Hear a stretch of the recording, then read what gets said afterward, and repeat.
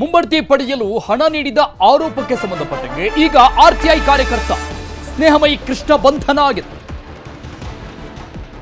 ನಟೇಶ್ ನೀಡಿದ ದೂರಿನ ಅನ್ವಯ ಅರೆಸ್ಟ್ ಮಾಡಲಾಗಿದೆ. ಆರ್ಟಿಐ ಕಾರ್ಯಕರ್ತ ಸ್ನೇಹಮಯಿ ಕೃಷ್ಣ ಅವರನ್ನು ಮುಂಬಡ್ತಿಯನ್ನ ಪಡೆಯುವುದಕ್ಕೆ ನಟೇಶ್ ಕೋಟಿಗಟ್ಟಲೆ ಹಣವನ್ನ ಕೊಟ್ಟಿದ್ರು ಅಂತ ಗಂಭೀರ ಆರೋಪ ಮಾಡಿದ್ರು. ಈ ಸಂಬಂಧಪಟ್ಟಂಗೆ ನಟೇಶ್ ದೂರು ಕೊಟ್ಟಿದ್ರು. ಈ ದೂರಿನ ಬೆನ್ನಲ್ಲೇ ಅರೆಸ್ಟ್ ಮಾಡಲಾಗಿದೆ. ಬೆಂಗಳೂರು ಸೈಬರ್ ಪೊಲೀಸರಿಂದ ಬಂಧನ ಆಗಿದೆ.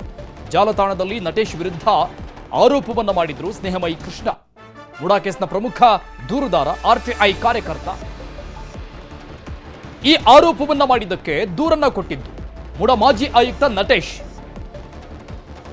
ವಿರುದ್ಧ ಆರೋಪವನ್ನ ಮಾಡಲಾಗಿತ್ತು. ಸೋಷಿಯಲ್ ಮೀಡಿಯಾದಲ್ಲಿ ಬರೆದುಕೊಂಡಿದ್ರು ಸ್ನೇಹಮಯಿ ಕೃಷ್ಣ ಅವರು ತಮ್ಮ ಅಧಿಕೃತ ಖಾತೆಯಲ್ಲಿ. ಈ ಗಂಭೀರ ಆರೋಪಕ್ಕೆ ಸಂಬಂಧಪಟ್ಟಂಗೆ ನಟೇಶ್ ಅವರು ಈಗ ದೂರನ್ನು ಕೊಟ್ಟಿದ್ದಾರೆ ಸ್ನೇಹಮಯಿ ಕೃಷ್ಣ ಅವರ ಮೇಲೆ. ಸೈಬರ್ ಪೊಲೀಸರಿಂದ ಈಗ ಅರೆಸ್ಟ್ ಮಾಡಲಾಗಿದೆ, ಬಂಧನ ಮಾಡಲಾಗಿದೆ.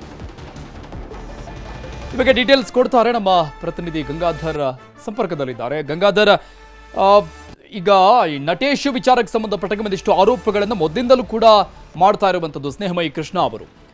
ಬಟ್ ಅದೇ ಆಂಗಲ್ನಲ್ಲಿನೇ ಮತ್ತೊಂದು ಆರೋಪವನ್ನು ಅವರು ಮಾಡಿರುವಂಥದ್ದು, ಅಂದರೆ ಸುಳ್ಳು ಆದಂಥ ಆರೋಪವನ್ನು ಮಾಡ್ತಾ ಇದ್ದಾರೆ ಅಂತ ಕೇಸ್ ಕೊಟ್ಟಿರುವಂಥದ್ದು. ಈಗ ಬಂಧನ ಆಗಿದೆ. ಯಾವ ಅಡಿಯಲ್ಲಿ ಬಂಧನ ಮಾಡಿರುವಂಥದ್ದು ಸ್ನೇಹಮಯಿ ಕೃಷ್ಣ ಅವರನ್ನ? ಅರುಣ್, ಪ್ರಾಥಮಿಕವಾಗಿ ಈಗ ಸಿಕ್ಕಿರುವಂತಹ ಮಾಹಿತಿ ಏನಂತಂದ್ರೆ, ಪ್ರಮುಖವಾಗಿ ಅದೇ ಮುಡಾ ಪ್ರಕರಣದಲ್ಲಿ ಮಾಜಿ ಮುಡಾ ಆಯುಕ್ತರಾಗಿರುವಂತಹ ನಟೇಶ್ ವಿರುದ್ಧವಾಗಿ ಒಂದು ಸೋಷಿಯಲ್ ಮೀಡಿಯಾದಲ್ಲಿ ಗಂಭೀರವಾದಂತಹ ಆರೋಪಗಳನ್ನ ಸ್ನೇಹಮಯಿ ಕೃಷ್ಣ ಅವರು ಮಾಡಿದ್ರು.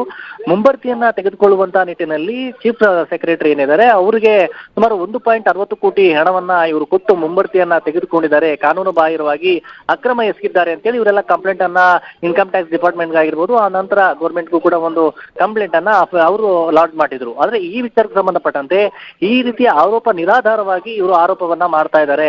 ಹೀಗಾಗಿ ಅವರಿಂದ ಕ್ರಮ ಕೈಗೊಳ್ಳಬೇಕು, ಸೋಷಿಯಲ್ ಮೀಡಿಯಾಗಳಲ್ಲಿ ತನ್ನ ತೇಜೋವಧೆ ಮಾಡಲಾಗ್ತಾ ಇದೆ ಅನ್ನೋ ರೀತಿಯಲ್ಲಿ ಸೈಬರ್ ಪೊಲೀಸರಿಗೆ ಒಂದು ದೂರನ್ನ ಕೊಡಲಾಗಿತ್ತು.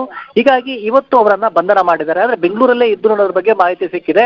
ಇನ್ನಷ್ಟೇ ಅದ್ರ ಬಗ್ಗೆ ಸ್ಪಷ್ಟವಾದ ಮಾಹಿತಿ ಸಿಗಬೇಕಾಗಿರೋದು. ಈಗ ಅವರು ಅಫಿಷಿಯಲ್ ಆಗಿ ಅವರನ್ನ ಅರೆಸ್ಟ್ ಮಾಡಿದ್ದಾರೆ. ಇನ್ನು ಕೆಲ ಹೊತ್ತಲ್ಲಿ ಪೊಲೀಸರು ಕೂಡ ಅರೆಸ್ಟ್ ಬಗ್ಗೆ ಒಂದು ಪತ್ರಿಕಾ ಪ್ರಕಟಣೆಯನ್ನು ಕೂಡ ಹೊರಡಿಸಿರುವಂತದ್ದು. ಆದ್ರೆ ಈಗ ಅವರನ್ನ ವಿಚಾರಣೆ ಮಾಡುವಂತದ್ದು ಈಗ ಪೊಲೀಸರ ಪ್ರಾಥಮಿಕ ಮಾಹಿತಿ ಪ್ರಕಾರವಾಗಿ ನಟೇಶ್ ಅವರು ಕೊಟ್ಟಿರುವಂತಹ ಸೋಷಿಯಲ್ ಮೀಡಿಯಾಗಳಲ್ಲಿ ಅವರ ವಿರುದ್ಧವಾಗಿ ಅವಹೇಳನಕಾರಿಯಾಗಿ ಅವರು ಮುಂಬಡ್ತಿಯನ್ನ ಪಡ್ಕೊಳ್ಳೋಕೆ ಸೆಕ್ರೆಟರಿಗೆ ಸುಮಾರು 1.60 ಕೋಟಿ ಹಣವನ್ನ ಲಂಚವಾಗಿ ಕೊಟ್ಟು ಮುಂಬಡ್ತಿಯನ್ನ ಪಡ್ಕೊಂಡಿದ್ದಾರೆ ಅನ್ನೋ ಒಂದು ಆರೋಪ, ಗಂಭೀರವಾದಂತಹ ಆರೋಪಗಳನ್ನಿತ್ತು. ಅವೆಲ್ಲವೂ ಕೂಡ ಸುಳ್ಳು. ಈ ರೀತಿಯಾಗಿ ಸೋಷಿಯಲ್ ಮೀಡಿಯಾದಲ್ಲೂ ಕೂಡ ಕೆಲ ಆಡಿಯೋಗಳನ್ನ ವೈರಲ್ ಮಾಡುವಂತದ್ದು, ಪದೇ ಪದೇ ತಮ್ಮ ವಿರುದ್ಧವಾಗಿ ತೇಜೋವಧೆ ಮಾಡುವಂತ ರೀತಿಯಲ್ಲಿ ಸೋಷಿಯಲ್ ಮೀಡಿಯಾಗಳಲ್ಲಿ ಪೋಸ್ಟ್ ಮಾಡುವಂತ ವಿಚಾರ ಇತ್ತು. ಆ ಬಗ್ಗೆ ಕಂಪ್ಲೀಟ್ ಆಗಿ ಒಂದು ದೂರನ್ನ ಕೊಟ್ಟಿದ್ರು. ಈ ನಿಟ್ಟಿನಲ್ಲಿ ಈಗ ಪೊಲೀಸರು ಬೆಂಗಳೂರಿನ ಸೈಬರ್ ಕ್ರೈಮ್ ಪೊಲೀಸರಿಂದ ಇವರನ್ನ ಬಂಧನ ಮಾಡಿದ್ದಾರೆ. ಈಗ ಮುಟ್ಟಿನಲ್ಲಿ ಕೇಸ್ ಕೇವಲ ಇದೊಂದೇ ಹಂತದಲ್ಲಿ ಪ್ರಕರಣವನ್ನ ತೆಗೆದುಕೊಂಡಿದ್ದಾರೆ. ಅದನ್ನು ಹೊರತುಪಡಿಸಿ ಅವರ ಮೇಲೆ ಬೇರೆ ಏನಾದರೂ ಸೆಕ್ಷನ್ಗಳನ್ನ ಅಥವಾ ಬೇರೆ ಏನಾದರೂ ದೂರ ಏನಾದ್ರು ಇತ್ತ ಅನ್ನೋದ್ರ ಬಗ್ಗೆ ಇನ್ನಷ್ಟು ಅದ್ರ ಬಗ್ಗೆ ಮಾಹಿತಿ ಗೊತ್ತಾಗಬೇಕಾಗಿರುವಂತದ್ದು. ಅರುಣ್, ಗಂಗಾಧರ್, ನಟೇಶ್ ಅವರ ಕಡೆಯಿಂದ ಕೇವಲ ಈಗ ಡಿಫಾರ್ಮೇಷನ್ ಕೇಸ್ ಅಷ್ಟೇನಾ ಅಥವಾ ಬೇರೆ ಏನಾದರೂ ಆರೋಪಗಳಿದೆಯಾ?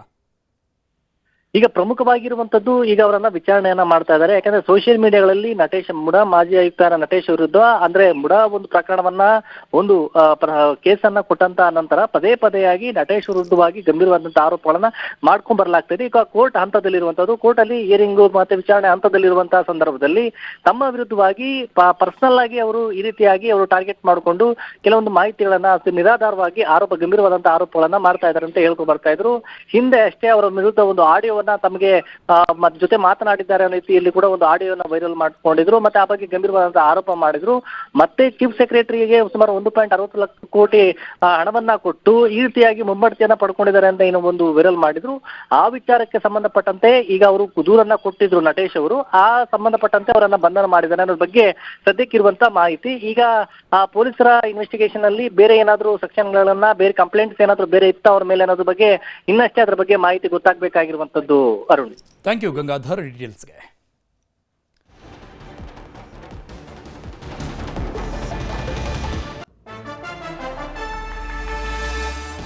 ಮುಡಾ ಮಾಜಿ ಆಯುಕ್ತ ನಟೇಶ್ ಕೊಟ್ಟಂತ ದೂರಿನ ಮೇರೆಗೆ ಸ್ನೇಹಮಯಿ ಕೃಷ್ಣ ಅವರನ್ನ ಬಂಧನ ಮಾಡಿದ್ದಾರೆ ಅನ್ನುವಂಥ ಮಾಹಿತಿ ಸಿಗ್ತಾ ಇದೆ. ಕಾರಣ ತಮ್ಮ ವಿರುದ್ಧ ಗಂಭೀರವಾದಂತಹ ತೇಜೋವಧೆ ಮಾಡ್ತಾ ಇದ್ದಾರೆ. ಮುಂಬಡ್ತಿಯನ್ನ ಪಡೆಯುವುದಕ್ಕೆ 1 ಕೋಟಿಗಿಂತ ಹೆಚ್ಚು ಹಣವನ್ನ ಕೊಟ್ಟು, ಅಂದರೆ ಲಂಚದ ರೂಪದಲ್ಲಿ ಕೊಟ್ಟು ಅವರು ಮುಂಬಡ್ತಿಯನ್ನು ಪಡೆದುಕೊಂಡಿದ್ರು ಅನ್ನುವಂಥ ಗಂಭೀರ ಆರೋಪವನ್ನು ಸ್ನೇಹಮಯಿ ಕೃಷ್ಣ ಅವರು ಮಾಡಿದ್ರು ಸೋಷಿಯಲ್ ಮೀಡಿಯಾದಲ್ಲಿ. ಸೊ ಈ ಹಿನ್ನೆಲೆಯಲ್ಲಿ ಸೈಬರ್ ಠಾಣೆಗೆ ಕಂಪ್ಲೇಂಟ್ ಕೊಡಲಾಗಿತ್ತು ನಟೇಶ್ ಅವರ ಕಡೆಯಿಂದ. ಈ ದೂರಿನ ಅನ್ವಯ ಸ್ನೇಹಮಯಿ ಕೃಷ್ಣ ಅವರ ಬಂಧನ ಆಗಿದೆ. ನಟೇಶ್ ನೀಡಿದ ದೂರಿನ ಅನ್ವಯ ಪದೇ ಪದೇ ನನ್ನ ವಿರುದ್ಧ ತೇಜೋವಧೆ ಮಾಡಲಾಗ್ತಾ ಇದೆ. ಸೋಷಿಯಲ್ ಮೀಡಿಯಾಗಳಲ್ಲಿ ಆಡಿಯೋಗಳನ್ನು ವೈರಲ್ ಮಾಡ್ತಾ ಇದ್ದಾರೆ.